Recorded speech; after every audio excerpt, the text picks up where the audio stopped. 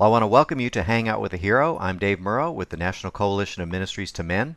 And today we have a very special guest. His name is Jeff Kemp. Jeff is a former NFL football player, and he's playing for an even more important team now, the Family Life Group down in Little Rock, Arkansas. Family Life Ministries, as you know, from its famous radio broadcasts and its Weekend to Remember family conferences. But there's so much more to Family Life, and we're going to be getting into some of the things that Family Life is doing for men and for family ministries. And we're going to ask Jeff about what the trends are as far as men's ministry as he travels around the country and observes those things. So, Jeff, I want to welcome you to Hang Out with a Hero. Thanks for being with us. Thanks, David. Great to be with you. Humbled by the phrase hero. I guess I'll just be reminded that when Gideon was a scaredy cat hiding in the wine press, the Lord came to him and said, "Hey, you're a great and valiant warrior in my book, based on the righteousness of Christ." And fortunately, as a guy in Christ, I have that, you have that, and I know we're talking to a lot of heroes. And as far as teams, yeah, I love playing for the Family Life team. That's who I work for. But in essence, I think both you and I recognize that we're on God's team, the church universal, the movement to revive men, give them their identity back, and strengthen the families that are so dependent upon the role of men.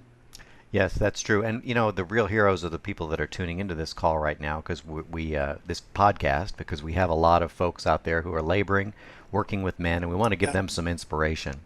So just real quick, tell me what Family Life Ministries is for those of you who may not be familiar with it. Okay. What do you guys do? Well, I joined Family Life 2 years ago after being in the Northwest, doing marriage and family work there. And joining Family Life was awesome because it's on more of an international basis. I work mostly in the United States, but our mission really is to develop godly marriages and families that change the world one home at a time. So it's marriage conferences, about 70,000 people a year that come through the Weekend to Remember and other marriage conferences. And then marriage conferences through the Art of Marriage, which is kind of a DVD-based conference that churches and couples and lay leaders hold in their own locations. And then we've got a radio show, Family Life Today, that reaches about 2 million people, a lot of internet resources at familylife.com, and the resources like Stepping Up to Serve Men are kind of fit in the category of us not just ministering to people, but ministering with them so they can reach their sphere of influence. So in that sense, we're a multiplier ministry. Trying to equip men, equip marriages, and see people disciple and strengthen their friends and neighbors' marriages, as well as their own, because it always takes investment. Now, of course, our listeners are probably interested in this Stepping Up men's curriculum. Tell us about that. Well, Dennis Rainey wrote a book called Stepping Up, A Call to Courageous Manhood. He'd been writing it over a lot of years because it's a talk he's given for many years. And he really felt like the culture wasn't giving men the pathway to manhood. Kind of like Men's Fraternity's done a good job, and so many of the guys in this network of NCMM have been trying to bring that blueprint to bear. But Dennis talked about going from boyhood to adolescence, adolescence to manhood, which is basically responsibility, kind of stepping down in humility to gain your identity in Christ, and then serving others. And then beyond that is mentor, because every young man needs another man ahead of him to mentor him along, both his sons and others. And then finally, patriarch, because we were meant to leave a legacy, which means we've mentored others and we've given the vision to others, and now they're touching others. So Stepping Up's a 10-week DVD series. It's kind of a whole lot of artistic stuff, video, man on the street interviews, testimonies, the firemen that fought in 9/11, Tomb of the Unknown Soldier interviews, Tony Dungy, and about 20-25 top men's leaders in much more of a fast-paced delivery that gets the message into men's hearts through the courage concept, being called to courageous manhood. And then it gets them talking, which is probably the most powerful thing, David. When men come together, they can bestow manhood. You can't read a book or watch a video, go to a church service and get it. It's passed on from your dad, your grandpa, a mentor, maybe a small group. And that's what all of us in men's ministry are trying to do, create those contexts of teamwork, the huddle, so to speak. And Stepping Up's a great catalyst for getting that going. Yeah. You know, one of the questions that a lot of those of us who minister to men are grappling with is how do we reach the next generation of men? I know you have a lot of connections through sports. I know sports are very popular with young men. What are some of the things that you're seeing as you travel the country and the world that are effective in reaching younger men? It's interesting that you mentioned sports. I think if we viewed coaching as probably the largest platform to reach young people, both boys and girls, and particularly men, then we'd be far more active, getting to know coaches, getting to equip coaches, giving them resources, planting the vision that they've got one of the most powerful platforms. Secondly, I think I heard a story just the other day. A dad had left his family, and this guy, Wayne, was stuck without his dad. But a friend of his who he played with always invited him over to dinner, and that dad made a point to have him stay in the family for many activities, including he'd have after dinner conversations, and he'd lead Bible studies, and he'd kind of been mentored this young man that didn't have his dad around. That's going to be key. And I think that we in men's ministry need to grab younger generation people that are really very effective with social media, very effective with a lot of the digital medias, and ask them, how do we reach your peers? Why don't you come on the team? Why don't you shape the way we do this? Because they want to have this dialogue, but they want to have it in a transparent and story type of manner. Mm-hmm. Back to sports. You're still somewhat involved with the NFL. You've got a son who works for the Seahawks. Is that right? Yeah, I do. Yeah. Who won the world championship, by the way? Yeah, but who were defeated by the Chargers recently. So, we'll just. Oh, because they know that humility is important along the way to the next season. No, they know that Antonio Gates is like a really good tight end. But And anyway. Philip rocked. I agree. All right, enough of that. What is going on in the NFL right now with these suspensions and abuse? And has this been going on, or is this just now that we're shining a light on this, or what do you think? I think America is looking at a mirror of itself when it looks at the NFL. I don't know that the NFL produces any more of this than anywhere else. Yeah. We have people in poverty and desperation with no role models, no dads, that are having an awful lot of violent, negative things happen. We have wealthy people who have enough money to distance themselves from relationships and to focus on kind of consuming a lifestyle, and they're not investing themselves in their kids or their marriages. And there are similar problems. We've got addiction to pornography. There's a sex slavery issue that's been growing in our country. And a lot of it traces back to the fact that we've stopped painting the blueprints of authentic, relational, emotionally vulnerable, but courageously defending the rights of others and protecting others, that type of manhood. So the NFL, I don't know, is all that different than other places. It's just got a big flashlight on it. Mm-hmm. And, there's popular players that are now tracked everything they do because it's the Twitter age. And there's so many media outlets, they have to cover stuff all the time. If they did this to plumbers, if they did this to electricians, they would find the same amount of hassles and tragic, abuses and stuff, but it's just not something that's as publicized. I would say let's use this for good. We do need to say there's too much violence against women, too much violence against kids. There's not enough understanding of marriage. So let's do a renaissance of manhood and kind of get to the root of this. Mm-hmm. Now, the rates of marriage in the United States and the Western world are plummeting. For the first time last year, a survey showed that there are more single people, divorced, etc., than married. Do you think this is a long-term trend? Do you think we're moving away? Are we moving into a post-marriage society? Well, we're moving into a marriage is less common than it used to be society, but it'll never be a post-marriage society. I think that the facts and the data and the reality is the negative outcomes from not being married, from cohabiting, from the hookup culture, from the higher abuse rates in cohabiting relationships, the higher divorce rates there, the lack of satisfaction. Marriage will stay alive, but it will probably be the church that shows the culture how to make it work again. Right now, one of the biggest concerns, David, is marriage really isn't dying among the wealthy and college educated. Those rates are pretty similar. It's the low income, lower educated American who used to get married, and that helped him kind of travel that escalator of American success. Right. It's not happening anymore, and that's the genesis of the split between the haves and the have-nots. So it's a big crisis, but I don't think marriage will disappear. I think we have to work intentionally to revive it. Look into the future, putting our eyes back on ministry to men. What do you think the trends are going to be going forward for ministry to men? What's going to be effective in the next 10, 15, 20 years? What do you see out there? Well, I think that it has to be based on friendships and small groups. Men love the experience they had when they were on a team as a kid. If they played collegiate sports, they remember the tight bond of all the sacrifice with their coach kicking their butt, but they came together as teammates. Anyone that's had military service, remembers the incredible sacrifices, the pain, the tragedy of losing someone, but they were bonded. I think we need to bring that male friendship back into our lives, but we need a cause greater than just, hey, let's be happy guys. And that cause is the women, the daughters, the sons dependent upon us, the grandsons, the granddaughters dependent on us, the fatherless boy, the fatherless girl is dependent upon us. Ending the violence in our society that's mostly perpetrated by men is dependent upon us turning the tide.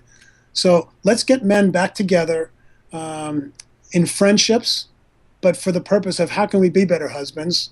How can we be better dads, grandfathers? And how can we reach out to that orphan and that kid that's left alone without a family?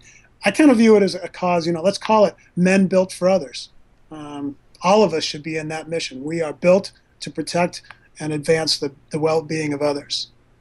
My guest today for Hangout for a Hero is Jeff Kemp. Jeff is a former NFL quarterback with the Seattle Seahawks and other teams. He is also now Vice President at Family Life Ministries, and he's going to give us the straight scoop on Dennis Rainey here in a minute. But first of all, I got a little commercial to read here. I want to thank our 4 titanium sponsors at NCMM, the American Bible Society, Proven Men's Ministry, Family Life, hooray for Family Life, and Lifeway. Those are our 4 big sponsors, and they are coming through for us on our Reload conference, which is on November 10th through 12th. Now, Jeff, Yeah, are you going to be at Reload? I'm going to be at Reload. I think I'm even doing some emceeing and messaging, so you'll hear this raspy Oh, voice all some more. right. Yeah, that's good. Well, I'm going to be there too. If you register before the end of the month, we have an advanced rate of 179. It's going to jack up at the end of the month, so we want to make sure that you get that registration in before the end of September. When you come to Reload, you're not only going to network with great guys like Jeff Kemp, but you're also going to meet our David Murrow. yeah, and David Murrow, right? You're also going to meet keynote speakers like Dennis Rainey, Robert Lewis, Brian Carter, the guys from 33 and Men's Wow. Fraternity are going to be there. And we're also working on some hookups, possibly getting John Eldridge on the screen. We're going to be talking to some real heavy hitters when it comes to ministry to men. And the theme is passing the baton, pushing men's ministry to the next generation. I Good. know that's a question that we're all grappling with. How do we reach these young coffee culture guys that don't seem interested in Christ? So that's what we'll be talking about at Reload, and Jeff and I will be there, and we're looking forward to meeting you there. So there's our commercial break. Now we're back to the action here. We're interviewing Jeff Kemp.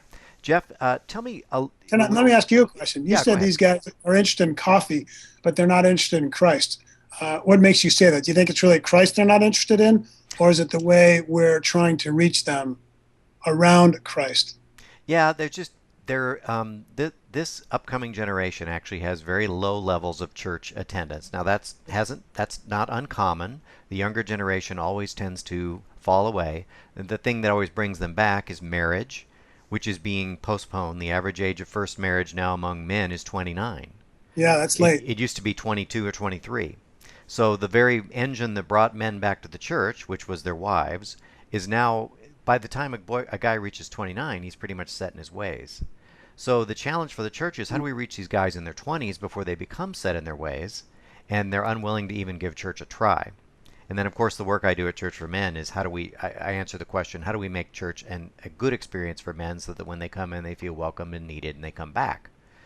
So, yeah, these young guys who are more into having a drink of coffee or sitting around a coffee house than worshiping God, those are the guys that we're going to try to figure out how to reach at Reload. So, and I know Yeah, you guys are needs. working on that at Family Life as well.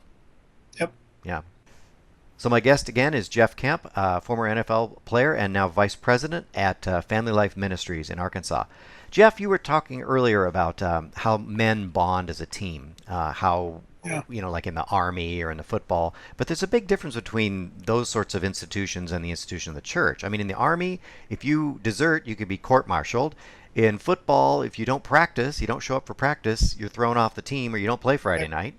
night. But in the church, there's not really a crucible. There's not really a way that we can compel men to show up. We just kind of take all comers. It's a very low bar of entry. There's not really the feeling of making a team or enlisting or a feeling of commitment. How can we bond guys when we have so little control over them? Well, I think each guy really is concerned about himself. He wants to be happy. His life wants to work well. So you kind of start on that self motivation that America has gotten us comfortable with. But then you turn really quickly and say, you know what? If you have self-motivation, you're a consumer. And if you're a consumer, you pull the energy and the value out of other relationships, and you drain them. And then you're not in a healthy spot because you're being selfish with them. Those relationships break apart, and there's not satisfaction. So you kind of bounce through causes. What a man really needs is he needs an investor mentality, and he needs to find a cause greater than himself. Okay, so how do you get that investor mentality into a guy? Because again, you don't have this crucible, you don't have this pressure under which Right. men bond. How do you get them to Well, bond? I think we talked to him about it. I mean, a lot of the angst, a lot of the worry, a lot of the fear, a lot of the negative view that he even has of himself or lack of confidence in life is because he doesn't have an identity built in a mission. And so it does go back to the gospel because if you don't know that you've separated yourself from God and by doing it on your own, you're really distancing yourself from the actual power source of an awesome life. Hmm. And that he gave us a mission. He called us ambassadors for Christ. You need to give guys a mission. But I think first of all, you got to let them know your identity is based in having a mission. And then you say, what is our mission? Well, it's to make life better for others.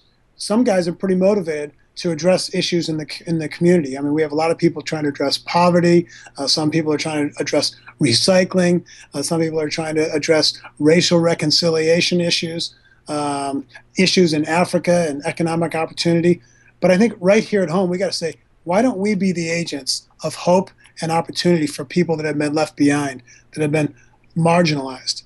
And today there's a lot of men that are marginalized and left behind because they don't have a vision. So we ought to be going out and reaching them and give guys that vision. So I would say, men, let's stop being consumers and let's be investors.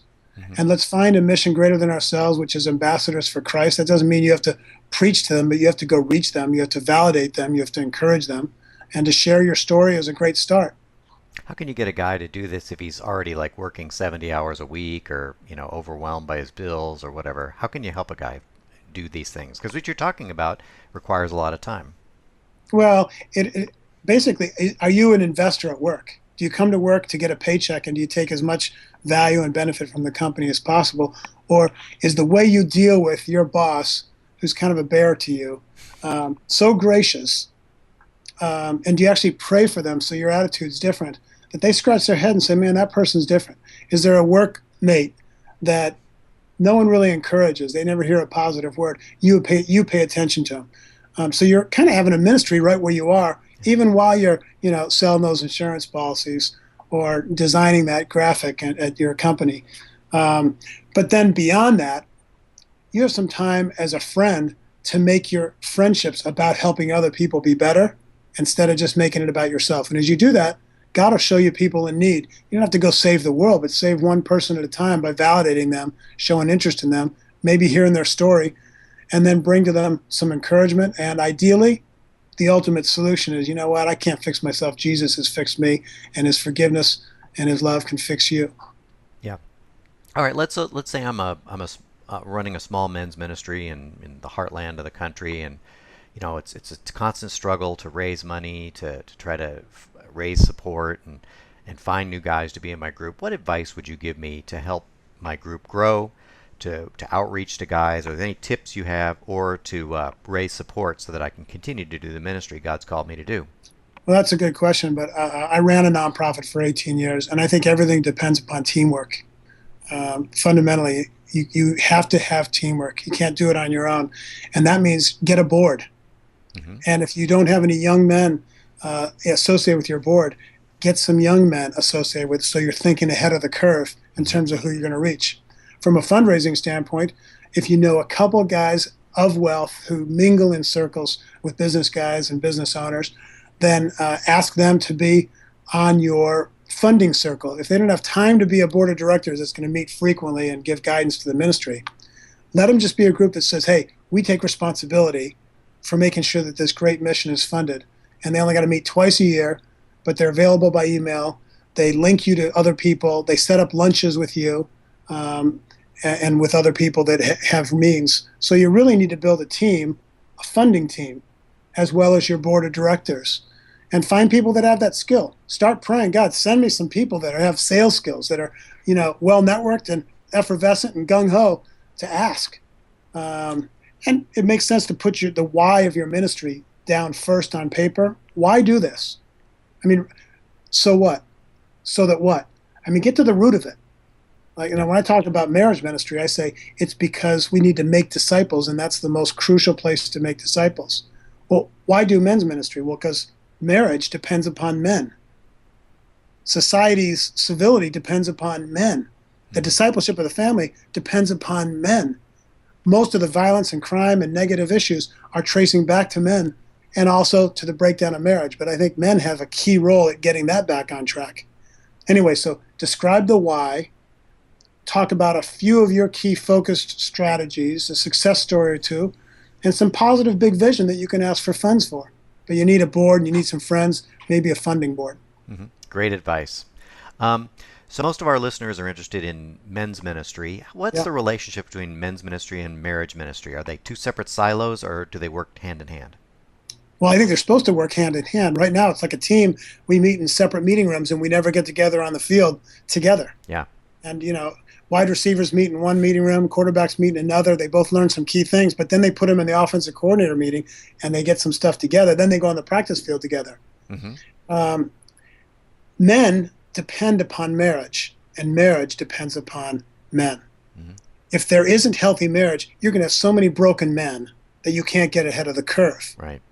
And if men's ministry really wants to make a difference and spread, we need to learn about the marriage ministries in America. We need to team with them, support them, and at the same time, let them know that, hey, you can get a lot further when men are interested in marriage than when you just advertise a marriage conference and all the wives want to go, but the men don't. Hmm.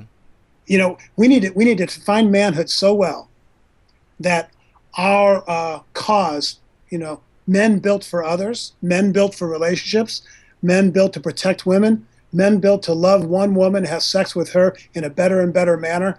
That doesn't mean crazier and crazier, but it means more intimate, more faithful, Yeah. more enjoyable for the rest of their life.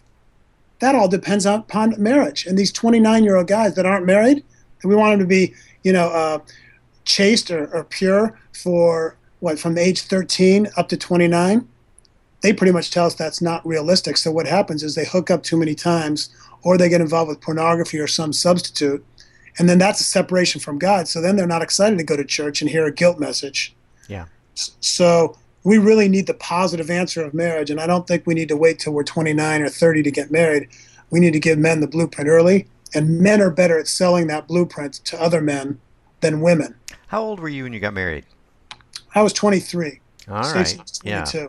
I was married at 22, and well, let's just say it. Sex was a big draw. My wife and I were both walking with Jesus. We were not sleeping together, and the idea of getting into the sack with her was like, okay, that really kind of drove me to the altar. I didn't want to wait. I wanted to get I know. going. So And we don't quite give guys the full picture that the more you take care of your sexual needs and relationships outside of a marriage, the more you're kind of drawing down the bank account of having a wonderful, exploratory, and fulfilling sex life afterwards. hmm Because you've separated yourself from God in a way that creates scars. You've built a lack of trust. You've built a baseline of comparison, yes, and that's not a good thing.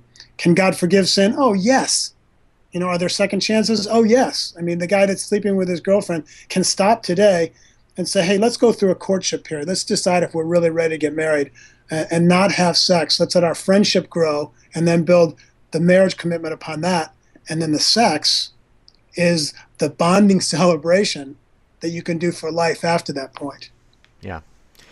But when you work with young men, you're finding this vision. Is this passing away? Is this hard for young men to relate to this? We live in I such a think I think if you're honest and you kind of mention the reality that guys are going through, the amount of temptation, the amount of Mhm. pornography that's out there, that women basically these days in many cases have been trained to be like men. We were sexual aggressors. Lust comes naturally to us.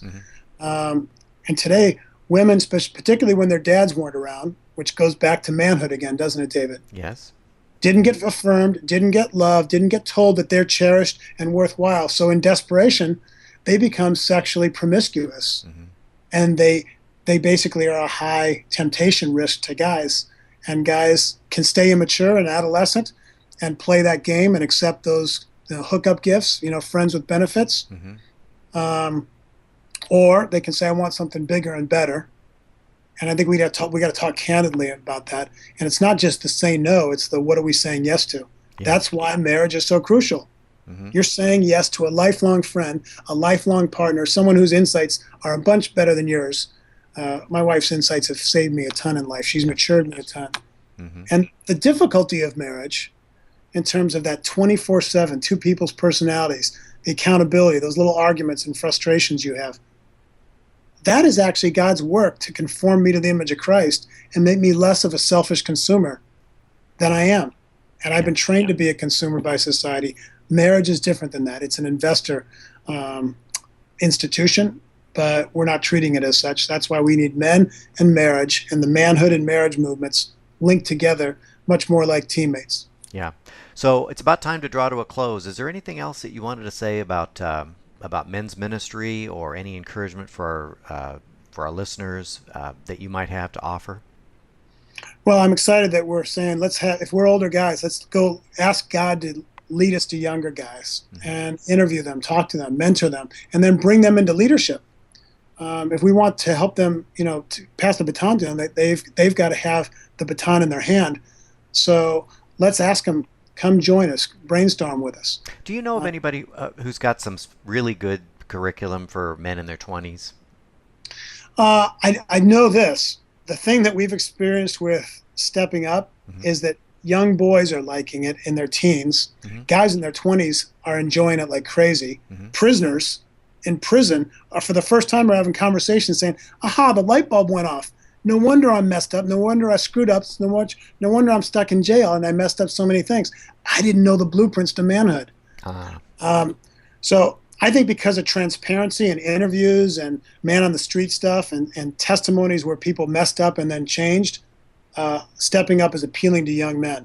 Just a talking head lecture isn't as strong for young guys. Right. So And Stepping Up has interviews and it's much more multimedia than a other lot of things. that. Yeah. John Eldridge has done well for years Mm-hmm. at grabbing men's hearts, and I think that appeals to the younger generation. I don't know content-wise what exactly he has from a video standpoint that's doing it, but Yeah, all of it he's got something new. He's got something new coming out called Killing Lions that he and his son did. It looks very interesting. That's what we're trying to get one of the Eldridges for at Reload, Right. is to talk about that. So anyway, Jeff, I really appreciate the time you've taken with us today for our first Hangout with a Hero. Again, if you could just hang with me, I want to remind our listeners and viewers that we are going to have the Reload Conference on November 10th, 11th, and 12th in Little Rock, Arkansas. We're Yeah, going to be, coming on down here. yeah, I think, are we going to tour Family Life? Oh yeah, we might even have some of the meetings here. It's at Fellowship Bible Church in here. Yeah. So And we'll be here some. and listen, dudes, if you haven't seen Fellowship Bible Church, you have got to see this church. You walk into the lobby, and there's like this gigantic cross that looks like a sword, and they've got these worship venues that are so guy friendly. I mean, there's one of them that kind of looks like you're in a tavern. You know, it's got kind of a service bar on the back, and then the children's ministry is like Disneyland, and I mean, they really the youth ministry is space is built around like a gas station theme with racing cars and hubcaps, and I mean, this church really goes for the guys, just visually, if not just visual, just the start. So They must have read your books and swallowed them hook, line, and sinker. well, I don't know why they got there, but I'm really You glad know they're what? there. That's my church. Yeah, But again, the church is you and me. It's the yeah, people. It's the mission. It's the passion. It's what we do outside of that place. And that's why this reload is going to be cool, because Robert Lewis will rock our socks. He's the godfather of really yeah. our movement. And Dennis Rainey Mhm. has an amazing passion and has been multiplying disciplers of Christ for years. So I can't wait to see the guys there and to see you. Yeah, and then all Brian these Carter from heroes. Dallas, he's grown a Oh, he's good. huge church and he's built it on men, Yep. which in the African American community is like, oh, really? What those churches are often, five women for every man. So we're going to learn how Brian Carter has been able to do that in a minority-dominated church, and it's just going to be so much great information. You're going to be able to rub shoulders with some really important leaders in the men's ministry movement. So please join us at Reload November 10th through 12th. If you haven't signed up yet, go to ncmm.org and click on the Reload banner. You'll see the Robert Lewis's and Dennis Rainey's and Brian's pictures up at the top. Click on that. Get your information. If you register before the end of September, there is a discount. Anyway, Jeff, really great talking with you today. Thanks for taking the time. I know we've had a lot of technical difficulties, and I appreciate you persevering through and getting on this Hangout with a Hero. Next time, we're going to be talking to Rick Caldwell. Rick is the president of Authentic Manhood, the publishers of Men's Fraternity and 33, the series. Awesome. Also, we're also just going to keep working that Arkansas connection. Yeah. But he's going to share some exciting things that are going to be coming up for in men's ministry video curriculum. And then we have some other really cool hangouts coming up in November. We're going to be reporting live from Reload in November, and then in December we're going to be talking about the Manger Build with Mike Young, a really Okay. cool project that you can do with your kids with a Christmas theme. So anyway, I'm Dave Murrow, and thanks for joining us on Hangout with a Hero. Good to be with you guys. Thanks, David. Okay, well, looks like we're clear.